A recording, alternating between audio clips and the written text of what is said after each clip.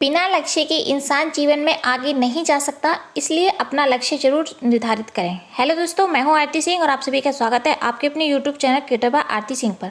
जैसा कि आप सभी को पता है कि आज हमारा टीजीटी पीजीटी सीरीज़ का 54 पार्ट है। इससे पहले हमने 53 पार्ट कंप्लीट करा दिए। अगर आपने वह नहीं देखे हैं तो ज़रूर देख लें, वह भी बहुत ज़्यादा इंपॉर्टेंट है आपके एग्जाम की दृष्टि से। आज का जो टॉपिक है वह हमारा रविन्द्रनाथ टैगोर से संबंधित है और रविन्द्रनाथ टैगोर से संबंधित जितने भी क्वेश्चन बनते हैं हमने उन सभी को इस वीडियो में इंक्लूड किया है। इसलिए वीडियो को लास्ट तक जरूर देखें, वीडियो स्किप ना करें क्योंकि वीडियो बहुत ही ज़्यादा हेल्पफुल होने वाला है आपके एग्जाम की दृष्टि से। वीडियो स्टार्ट करते हैं बिना अपना टाइम वेस्ट किए हुए। वीडियो स्टार्ट करने से पहले बता दो, जिन लोगों ने अभी तक चैनल को सब्सक्राइब नहीं किया है वो सब्सक्राइब कर लें ताकि आपको नोटिफिकेशन मिलता रहे और आपसे कोई वीडियो मिस ना हो। अगर फ्रेंड्स हम रविन्द्रनाथ टैगोर की बात करें तो इन्हें अनेक नामों से जाना जाता है, तो उनके बारे में जान लेते हैं कि इन्हें किन किन नामों से जाना जाता है। यानी कि इन्होंने अनेक उपलब्धियां प्राप्त की थी, इसी वजह से इन्हें अनेक नाम दिए गए थे, जिनमें से इन्हें विश्व जगत में गुरुदेव के नाम से जाना जाता है। तो चीज़ याद रखना, अगर फ्रेंड्स आपसे पूछा जाता है कि भारतवर्ष में या विश्व जगत में गुरुदेव की उपाधि जो दी गई थी वह किस कलाकार को दी गई थी, तो वो रविन्द्रनाथ टैगोर को ही दी गई थी। नेक्स्ट है कि भारत में समन्वयात्मक शैली के जो जन्मदाता माने जाते हैं वह भी रविन्द्रनाथ टैगोर को ही माना जाता है। भारत की जो प्रथम आधुनिक चित्रकार जो कहे जाते हैं वह भी रविन्द्रनाथ टैगोर को माना जाता है। ये चीज़ आप याद रखना कि ऐसे 2-3 कलाकार हैं जिनको भारत के आधुनिक कलाकार कहा गया है।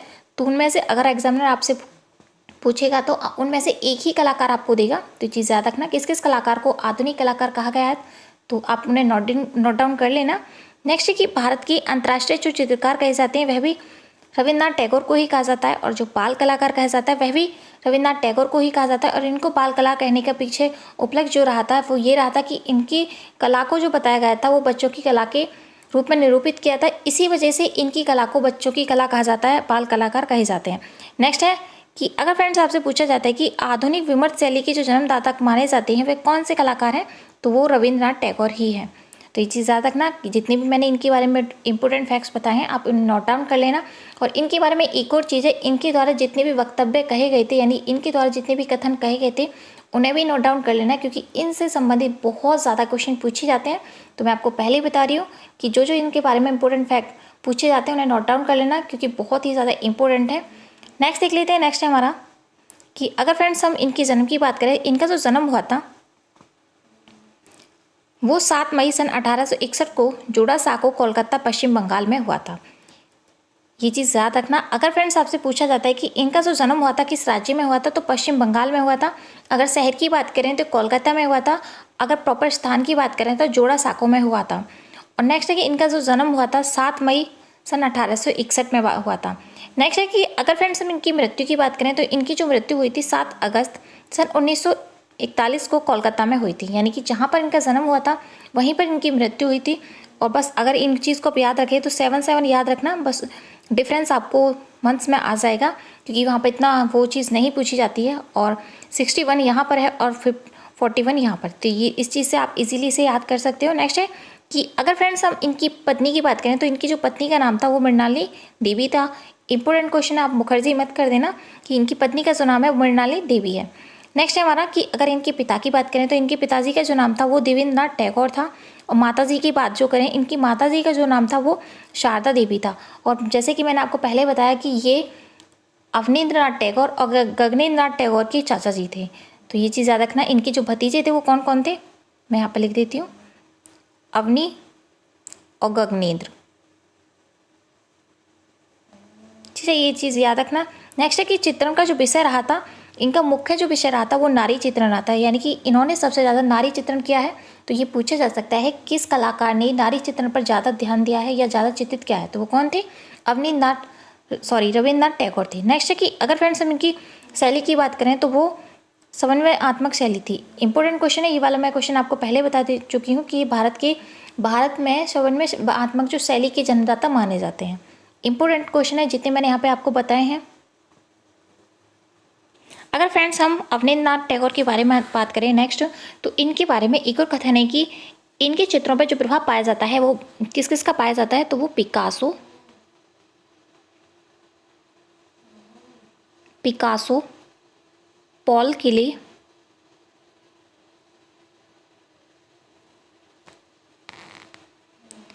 साल्वाडोर डाली, मुंक, इन सभी कलाकारों का इन पर प्रभाव पाया जाता है। और इनकी शैली को, जैसे कि मैंने आपको पहले ही बताया कि इनकी शैली को समन्वयात्मक शैली कहा गया है। और इनके चित्रों की बात करें तो फ्रेंड्स, अगर इनके चित्रों की बात करें तो इनके चित्रों में जो रंगों का प्रयोग किया गया है वह द्रव्य रंगों का प्रयोग किया गया था। ये पूछा जा सकता है कि किस कलाकार के चित्रों में द्रव्य मिश्रित रंगों का प्रयोग किया गया है, तो वो कौन थे?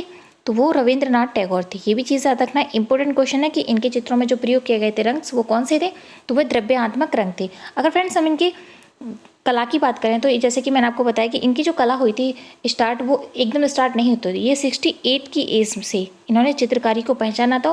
पहले इनको चित्र बनाने नहीं आते थे, ये मात्र इस रेखांकन करते थे। अचानक इनकी कला में एक नया मोड़ आ गया और अचानक से ये बहुत ज़्यादा खूबसूरत चित्र बनाने लगे थे। तो अगर फ्रेंड्स इनकी कलम की बात करें तो इन्होंने स्याही कलम में सबसे ज़्यादा चित्रण किया था। इनके जो प्रारंभिक चित्र रहे थे वो क्या रहे थे? स्याही कलम।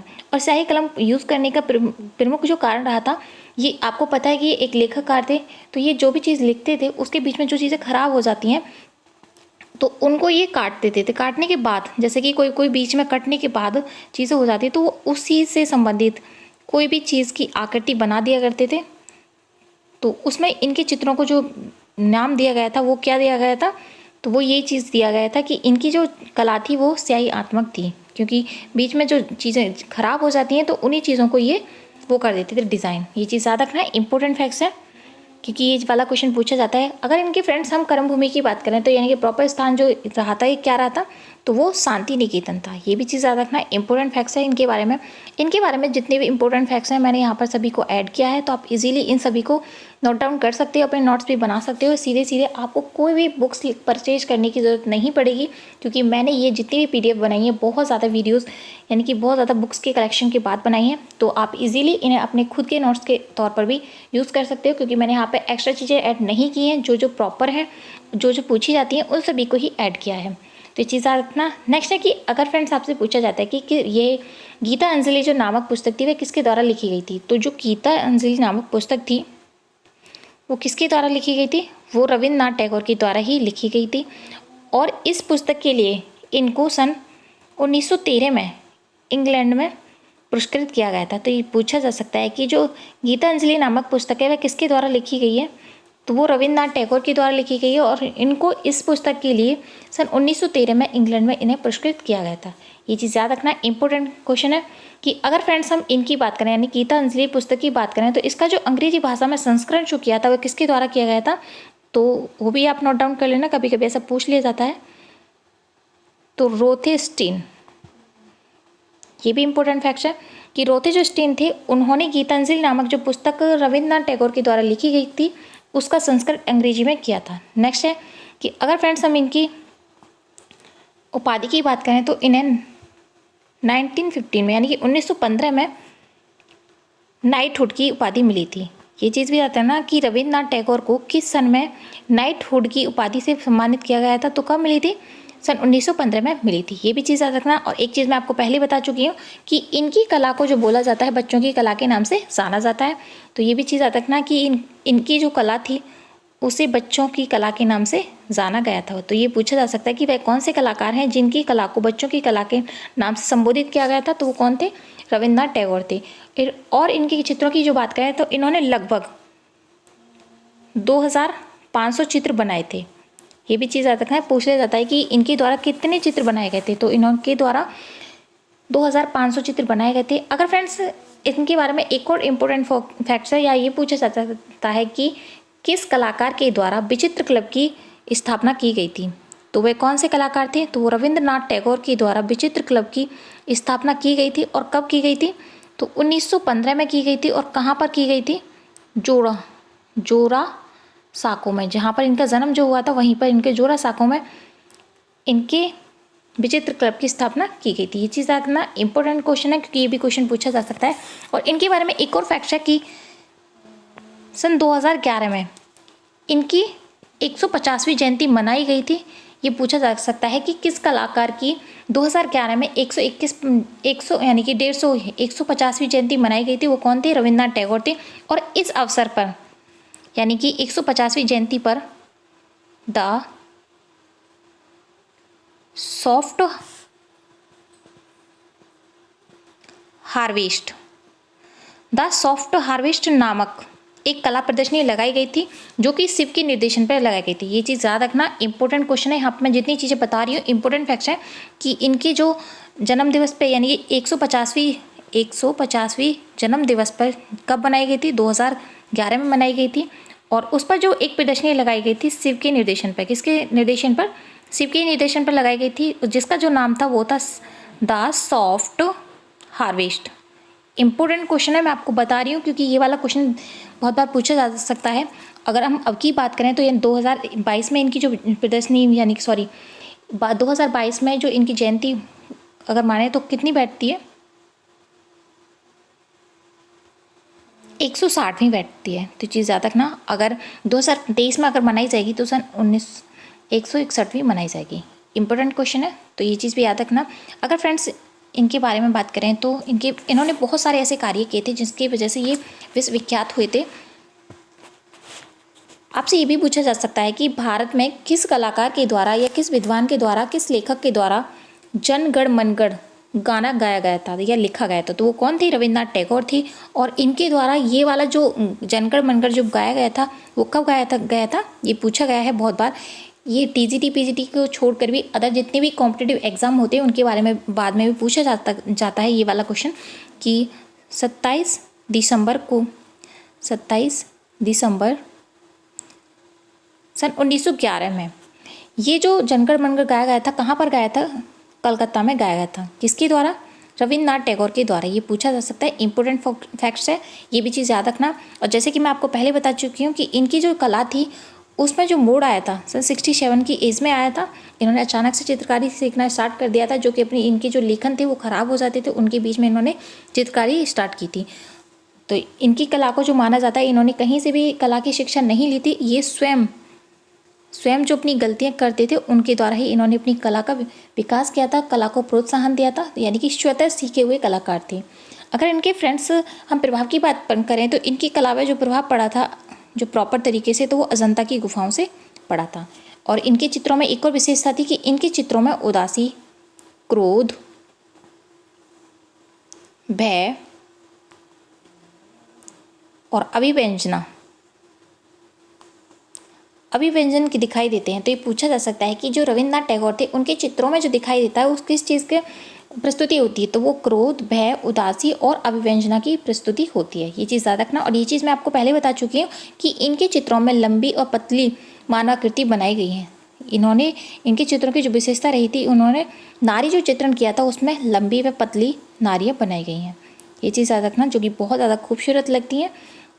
और एक चीज़ आपको मैं बता ही चुकी हूँ कि इनके द्वारा जो रंग प्रयोग किए गए थे वो कैसे थे, द्रव्य मिश्रित रंग थे। और बाद में इन्होंने फूलों के रंगों का प्रयोग किया गया था, यानी कि फूलों से भी इन्होंने चित्रकारी की थी। ये चीज़ याद रखना। अगर फ्रेंड्स आपसे पूछा जाता है इनके वक्तव्य के बारे में तो वो चीज़ मैं आपको बताऊँगी। अगर फ्रेंड्स आपसे पूछा जाता है कि किस कलाकार का कथन है कि सत्यम शिवम सुंदरम की अभिव्यक्ति की थी, यह किस कलाकार का कथन है कि उन्होंने कला में सत्यम शिवम सुंदर की अभिव्यक्ति की थी, तो वो कौन थे, रविन्द्रनाथ टैगोर थे। और इनके द्वारा एक और कथन कहा गया था कि कला में मानव अपनी अभिव्यक्ति करता है। ये पूछा जा सकता है कि किस कलाकार के द्वारा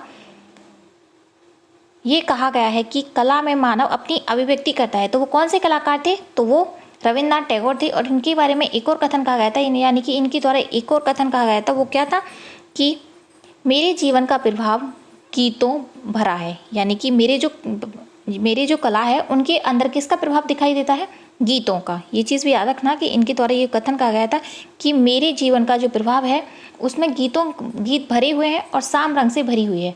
इंपॉर्टेंट क्वेश्चन है, इनके द्वारा ये वाला कथन भी गाया था। और एक और कथन इनके द्वारा बोला गया था कि अनुराग चाहिए, धैर्य भी चाहिए, साधना की सफलता भी चाहिए, कला एक साधना है, शौक नहीं।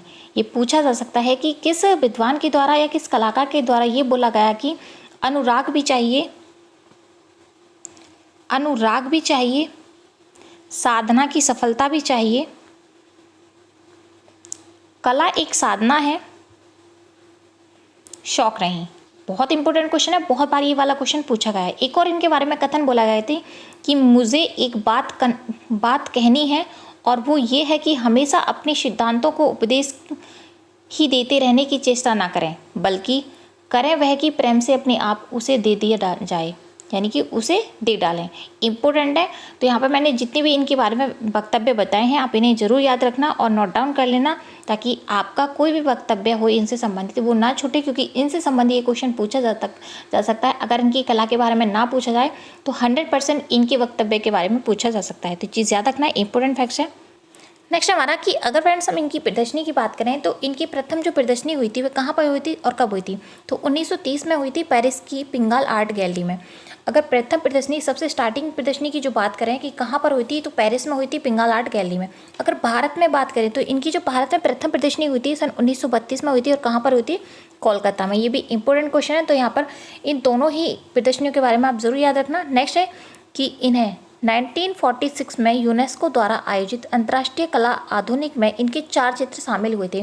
कि पूछा जा सकता है कि किस कलाकार के या फिर रविन्द्रनाथ टैगोर के 1946 ईस्वी में यूनेस्को द्वारा जो अंतर्राष्ट्रीय प्रदर्शनी लगाई गई थी उसमें कितने चित्र शामिल हुए थे? तो उसमें 4 चित्र शामिल हुए थे। तो इन सभी को आप जरूर याद रखना, इंपॉर्टेंट फैक्ट्स हैं। नेक्स्ट देख लेते हैं इनके बारे में जो टीजीटी, पीजीटी, डीएसएसबी में पूछे गए हैं। अगर फ्रेंड्स आपसे पूछा जाता है कि रविंद्रनाथ टैगोर को किस सन में, यानी कि किस सन में नोबेल पुरस्कार मिला था और किसको मिला था? तो ये चीज़ याद रखना, 1913 में मिला था। और किसे मिला था? रविंद्रनाथ टैगोर को। अगर फ्रेंड्स आपसे पूछा जाता है कि जो रविंद्रनाथ टैगोर थे वह किस लिए प्रसिद्ध थे? तो ये एक विश्वविख्यात कवि और साहित्यकार थे और दार्शनिक थे, साथ में एक चित्रकार भी थे। ये भी चीज़ याद रखना, इंपॉर्टेंट फैक्ट्स है। मैं अब इनके बारे में थोड़ा स्पीडली बताऊंगी जितने भी इनके बारे में क्वेश्चन पूछे गए हैं सभी एग्जाम्स में। नेक्स्ट हमारा कि अगर फ्रेंड्स आपसे पूछा जाता है कि भारतीय साहित्य के एकमात्र नोबेल पुरस्कार विजेता कौन थे? तो वो रविंद्रनाथ टैगोर थे, जो कि 1913 में मिला था। नेक्स्ट हमारा कि वह एकमात्र कवि जिनकी 2 रचनाएं 2 देशों भारत का जनगण मनगढ़ और बांग्लादेश का अमार सोनार बांग्ला राष्ट्रीय गान गाया था। तो वो कौन थे? तो रविंद्रनाथ टैगोर थे। ये पूछा जा सकता है कि वह कौन से कवि थे, कौन से कलाकार थे जिनके द्वारा 2 देशों का राष्ट्रीय गीत गाया गया था, राष्ट्रीय गान गाया था। तो वो कौन कौन से थे? तो वो भारत के लिए जो लिखा था इन्होंने जनगण मनगढ़ लिखा था, लेकिन बांग्लादेश के लिए लिखा था वो अमर सोनार बांग्ला था। ये भी चीज़ याद रखना, इंपॉर्टेंट क्वेश्चन है। और बांग्लादेश जो है हमारा पड़ोसी देश है।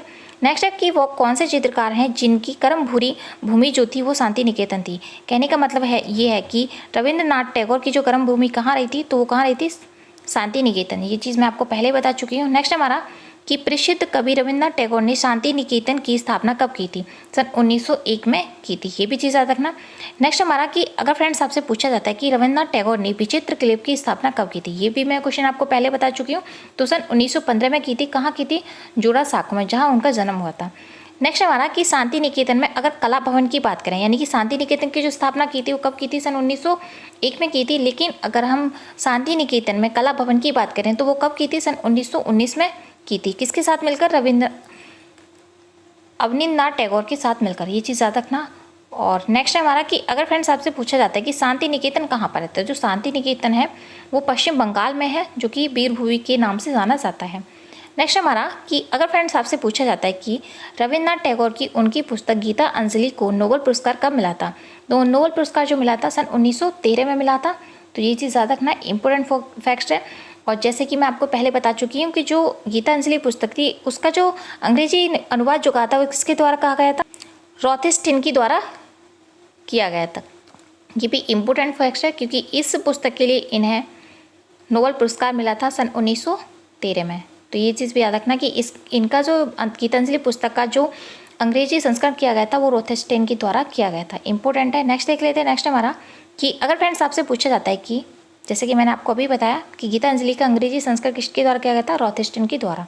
नेक्स्ट हमारा कि रविंद्रनाथ टैगोर के चित्रों की जो प्रथम प्रदर्शनी हुई थी कब हुई थी? तो प्रथम प्रदर्शनी जो हुई थी जैसे कि मैंने आपको ऊपर ही बताया था कब हुई थी? 1930 में हुई थी। कहाँ पर हुई थी? पेरिस के पिंगाल आर्ट गैलरी में हुई थी। अगर भारत की बात करें तो भारत में जो हुई थी सन 1932 में हुई थी भारत में इनकी प्रथम प्रदर्शनी। नेक्स्ट हमारा कि अगर फ्रेंड्स आपसे पूछा जाता है कि रविंद्रनाथ टैगोर की जो कृतियाँ थी उनमें किसकी समानता की जाती है? तो उसमें अभिव्यंजनावादी कलाकार नोल्डे और पॉल क्ले की जाती है। इंपॉर्टेंट क्वेश्चन है, इनके बारे में आपको पहले बता चुकी हूँ कि इनके जो चित्रों में प्रभाव दिखाया जाता है वह किस किस का दिखाया जाता है, वो भी चीज़ आप याद रखना। नेक्स्ट हमारा कि अगर फ्रेंड्स आपसे पूछा जाता है कि भारतीय आधुनिक कला के किस वाद से प्रभावित थे?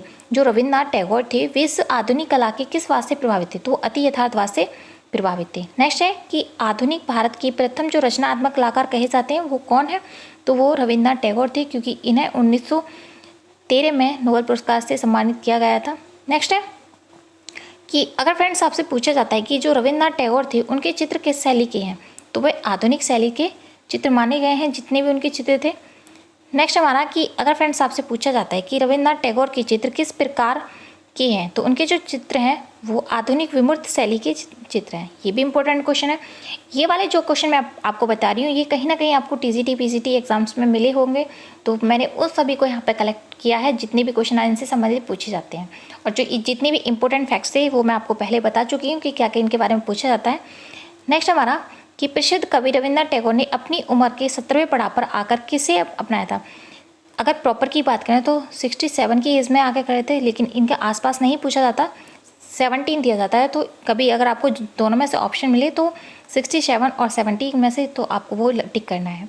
तो किसको अपनाया था, चित्रकारी को। नेक्स्ट हमारा कि जैसे कि मैंने आपको पहले बताया कि इनके द्वारा जो चित्र बनाए गए थे वो करीब 2500 के लगभग बनाए गए थे। नेक्स्ट हमारा कि अगर फ्रेंड्स आपसे पूछा जाता है कि रविन्द्रनाथ टैगोर का जो माध्यम था वो स्याही, रंगीन पेंसिल और फूलों की पंखुड़ियों से प्राप्त था, तो वो था ड्राई, पॉइंट, पेस्टल, इचिंग और जल रंग थे। यानी कि जो इनके द्वारा एक जो कला शुरू की गई थी तो इनकी जो गलतियाँ होती थी, यानी कि जो लेखन कार्य करते थे और उनके बीच में जो गलतियाँ हो जाती हैं उनके बीच में ही इन्होंने मिलाकर चित्रकारी स्टार्ट की थी, जो कि बहुत ज़्यादा प्रभावित किया था सभी को। नेक्स्ट हमारा कि अगर फ्रेंड्स आपसे पूछा जाता है कि 2011 में किस कलाकार की 150वीं जयंती मनाई गई है, जो कि मैं आपको पहले बता चुकी हूँ, तो वो कौन थे, रविन्द्रनाथ टैगोर थे। और उस अवसर पर यानी कि 150वीं जयंती के अवसर पर द लास्ट हार्वेस्ट नाम से एक कला प्रदर्शनी लगाई गई थी, और किसके निर्देशन में, तो वो शिव के निर्देशन में लगाई गई थी। तो वो कौन थे, रविन्द्रनाथ टैगोर। अगर अब की बात करें तो इनकी जो अगर 2022 की बात करें तो 160वीं जयंती मनाई गई है, और अगर 2023 की बात करें तो इनकी 161वीं जयंती मनाई जाएगी।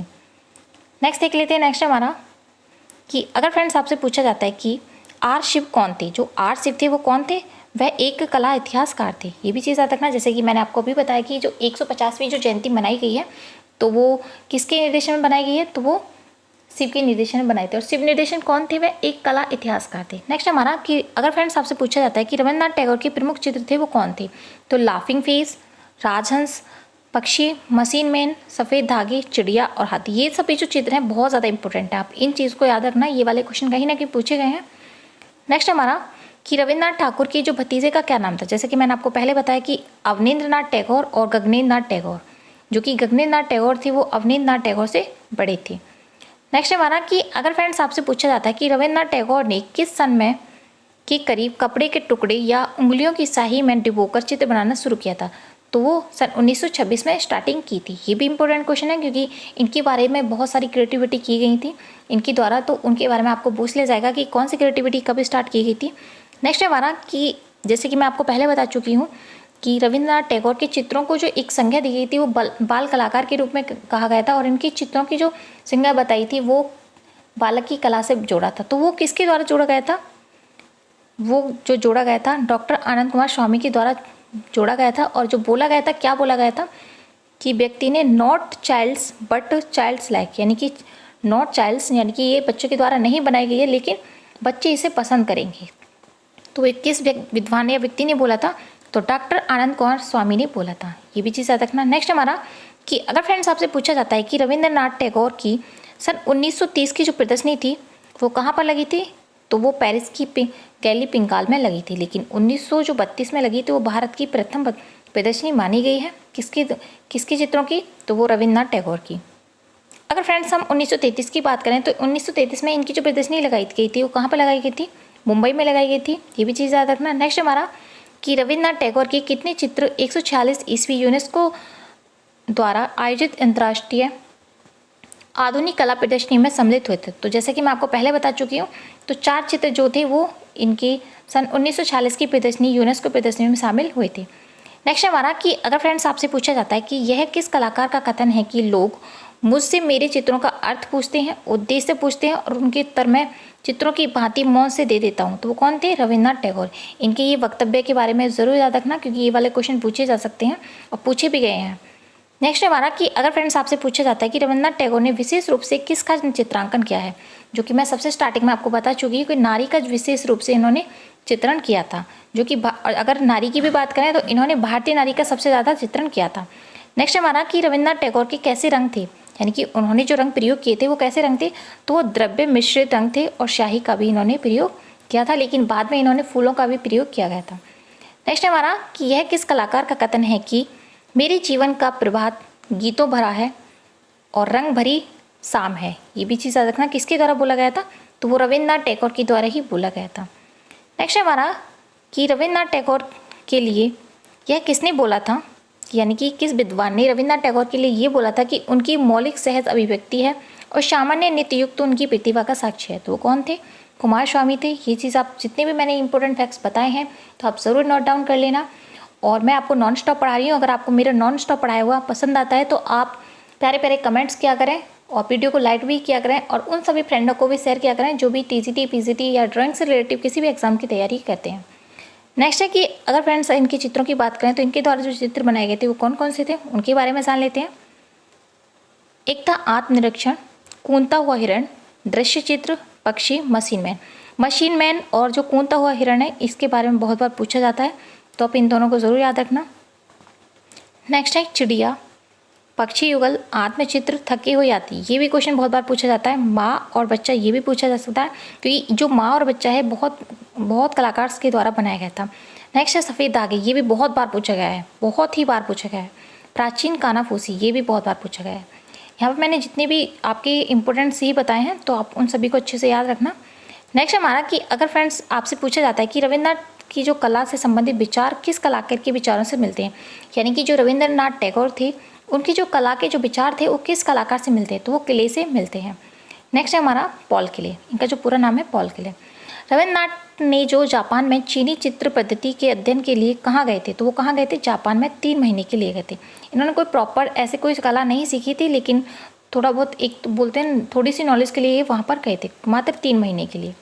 नेक्स्ट हमारा कि रविन्द्रनाथ किसके प्रसिद्ध थे, यानी कि जो रविन्द्रनाथ टैगोर थे वो किस लिए प्रसिद्ध थे, तो वे साहित्यकार थे, संगीतकार भी थे, वे एक कुशल चित्रकार भी थे और लेखककार भी थे, कवि भी थे।